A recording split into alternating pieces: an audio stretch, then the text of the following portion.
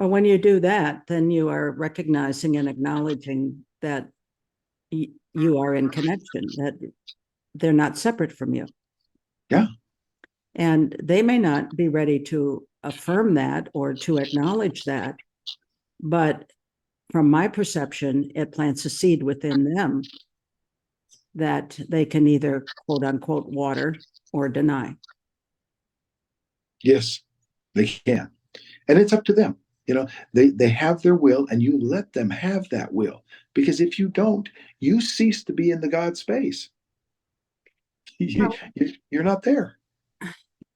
I think God sends a very clear message to us that we are given the opportunity to express individually, although we are one within God.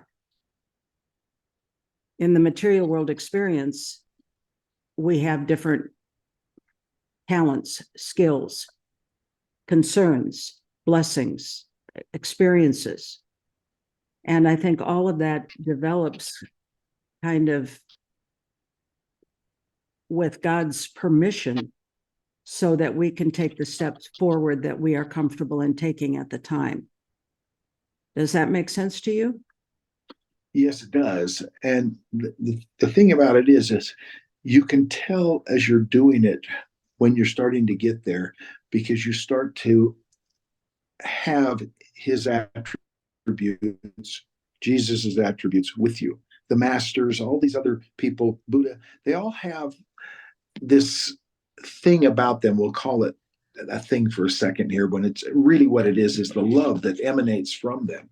And when you develop that within yourself to such a degree that you can start to do the things that they have done or did. I mean, here's Jesus coming back to the apostles. He's walking through walls. I mean, no, I haven't gotten to that stage yet. But we're on that path. There's people out there who are actually getting to that stage where they can do those types of things. And that's the goal. You stay in that God space so well that you can do it. And the strongest challenge is that if we share that with somebody, many of them are going to be so fearful of the idea of it that they're going to judge it and condemn it. Sure. Well, it's okay. I was there. I remember being there. I remember thinking, oh my gosh, I remember being so judgmental of those that weren't a part of what I was in my faith.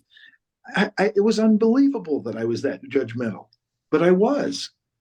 And, it takes time to overcome all of that. It just doesn't happen overnight. But I'll tell you what, if you've had a near-death experience, you'll see those people change almost a 180 overnight, because they find out what's real and what's not real.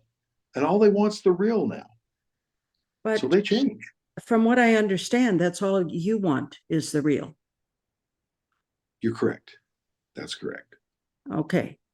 Now, I think that our inner truth, each and every one of us, no matter who may or may not be listening to us right now, right. That's the same thing that they want. Yes, it is. The only reason we're doing all of this is we're directed. We know that the Earth's coming to a place where it's going to, what would I say, elevate, move, shift, go from one level to another level of light. And people are preparing for it. And you can't stop this. There's absolutely no way to stop this from happening. And you either get on board and become a part of it, or you can finish it off in the spirit world and come back and do another cycle if that's necessary. That's all there is to it. We can't. We have to move forward. But it's exciting. Once you have let go, it actually isn't all that difficult anymore. But it certainly was when I was going through it. I used to use the hourglass idea. You're climbing up the walls of an hourglass. Pretty soon you're just hanging on by your fingernails because you're upside down. And then in order to get through that little narrow neck, you have to strip yourself of everything. Everything you thought was, quote, sacred to you, even your clothing. You climb through that little hole. And finally, when you get past it, and up in the top, you go, oh my gosh, I made it. It wasn't easy, but I made it. I got there. We can all do it. My recommendation to everyone that listens to this is that they go seek a personal relationship with Christ. Go find this guy. He's unbelievably desirous to have you as a personal friend of his. They want to come and meet you. They want to be a part of who you are. We just have to want it bad enough on our part that we make it happen. Well, if we are afraid to let it happen, we are the ones that are blocking it. Because, as you said, the Christ love is wherever we are. Yeah. We don't have to go to the desert and seek it. We don't have to, thank goodness. Yeah. But it's within us now. It is surrounding us now. It is the only valid truth. And I will go back to repeating myself. Unfortunately, most of us feel as though we're not worthy of that. That we have to earn it, that we have to do this, that, or the other thing, and then maybe, just maybe, God will love us. Instead of recognizing that God, the Christ love, is who we are. Yeah. Now, what you're saying, and what I think is vitally important, is that if we can give ourselves permission to be patient and walk the journey as you have done, then we're going to become more and more confident and aware and more in touch with the feeling of what that incredible love is. Yeah. I'm a nobody. I'm no different than anybody else out there. I don't have some, special magic thing. All I did was persevere at it. Just kept pushing myself. Try to control your thought system. Once you control your thoughts, you control everything. I think one of the most important things that resonates with me is the fact that within the oneness, there is no me. That creates a lot of fear in people. Yes. And it I does. think that I won't have my personality. well, you certainly do have your personality, and it is much appreciated. You also have a willingness to be truly helpful to others.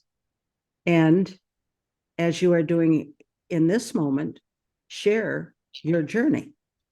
Oh, I'm thankful, Julianne. You have no idea how thankful I am that you've taken the time to sit here and talk for a few minutes. My witness to these people, to people that listen, was this Jesus lives. He's a real person. He's loving, he's kind, he's gentle, he's meek, he's submissive. He will do anything it takes to help you get there. You just have to take the steps to meet him. When we can take that step forward, how do we know that we actually did? That love, you will not be able to unidentify, let's put it that way, the love of God. It is so powerful, so strong, and so overwhelming, so all-encompassing. When I went through the experience, I could feel the vibration of every single cell of my body. It was absolutely, you can't describe it in words because it's something that is so out of this world, so to speak, that it's really hard to describe it. And yet at the same time, anybody else who's had it, they recognize when they hear you talking about that they had that same thing.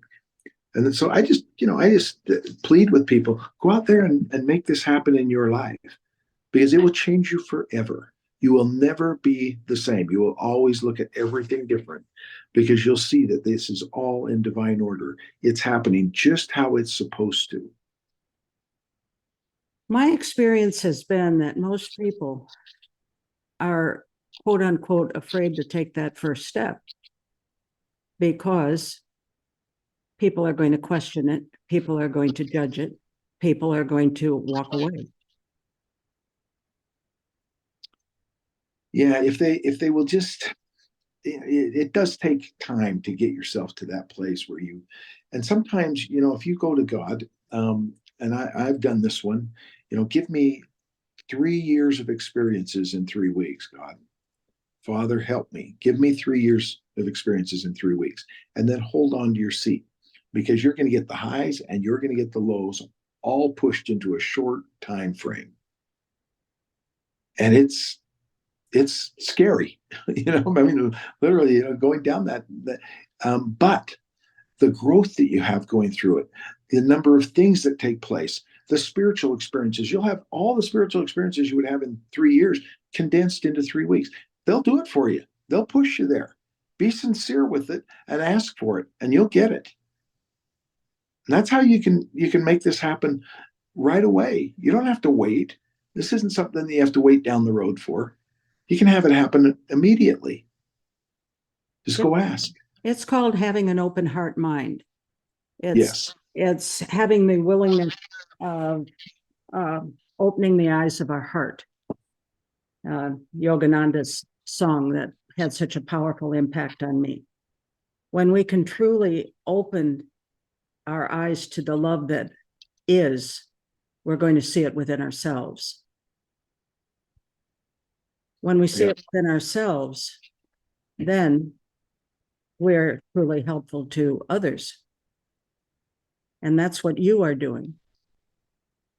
Do you feel as though when you began this journey, you were looking at it only as your journey, or were you looking at it as a journey to be truly helpful or a shared journey? I don't think it was as much shared initially, because I was a little more self-centered, a little more. The focus was on me. It's inevitable as you travel down this path that your focus becomes more on others. We, without our brother, cannot be saved. We have to do this as a body of people, a body of humanity, because we're all one. And because we're one, we have to act as one and live as one in that understanding. And so it does evolve, it does change.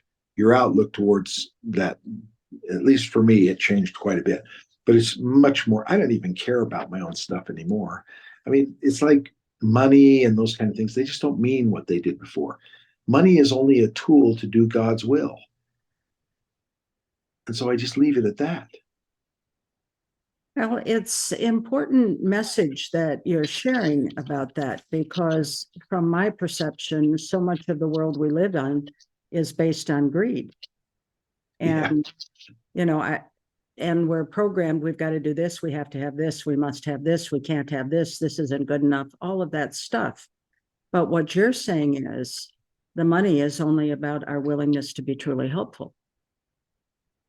When Jesus is talking to the crowds, and he's saying, well, foxes have holes and birds have nests, but the Son of Man hath nowhere to lay his head. He's trying to tell them, look, I live day to day, and God provides for me in everything. Consider the lilies of the field. They toil nor they spin, and yet God has arrayed them. Look at it. I mean, it's beautiful. And he had that down so well. And the one thing that was hardest, remember when the guy comes to him, young guy, and he says, oh, I've lived the commandments all my life. What should I do more? And Jesus looks at him, he says, sell everything you have, give it to the poor, and come follow me. And he couldn't do it. Well, and as we said earlier, it's because of the fear base that we have been raised in and programmed in. And when you begin this process, as you have done, and as you have wonderfully shared, I'm very grateful for, that we recognize that fear is false evidence appearing real. It doesn't have the validity to hold us back. We are within the kingdom of God. there's only two kinds of fear there. There's a fear of lack and a fear of loss. And every fear that you have will fall into that category, those two categories. Once you can eliminate those from your life, there's no more loss, there's no more lack. You have everything, you have complete abundance. I mean, Jesus didn't worry about whether he was going to eat tomorrow. He was able to feed 5,000 for Pete's sakes, you know? So why do we? Because we just don't have that faith yet. We lack it, but we can get it. Well, we can get it because it's already within us. It is. It's already there. It was planted within you in the God seed that you were created from. You're his offspring, her offspring. Do you feel as though you have made a difference in the lives of people because of your willingness to be on this journey of acceptance and understanding of who you are? You know, to that question, I would say I can only hope that I have, because the purpose here is to be of service, to help others progress and grow. And if I don't analyze it very often that way. Am I helping people? Am I doing this? I just go out and do it. Today I had a friend who had another very close friend who just committed suicide last night. And I suddenly realized this person needs my help. This person is struggling with what's gone on and isn't able to connect all the dots. So I need to take some time and spend some time with them. And so after we're done here, that's will be what I do. And it's just what we do. It's just part of who we are inside, and we allow that to consume us completely in all the things that we do. And people don't get that when they see it. When they hear it, they kind of have an idea of, oh my gosh, what's this guy doing? Is he give his whole life over to this? At this stage, yeah, pretty much. But I still go here and there. Oh, gee, I've got a grandson who wants to go fishing. Okay, we're going to go. Let's go do it. And so we do. I think that it's important that you recognize if your grandson wants to go fishing, you're going to teach him so much more than how to catch a fish. Yeah. Well, sometimes they recognize when I'm, wiggling some of those things in there, and other times they don't. But once again, you're planting seeds. Right. And right. I think that our whole life purpose is to recognize the truth of who we are and to support others in accepting that truth. And that is what I feel as though you are committed to doing. Well, I certainly hope so. I appreciate your compliments there. We probably ought to wind this up. I do want you to know how much I appreciate, spending the time with you and talking and sharing. And, your Sunday meetings are really good and very enjoyable.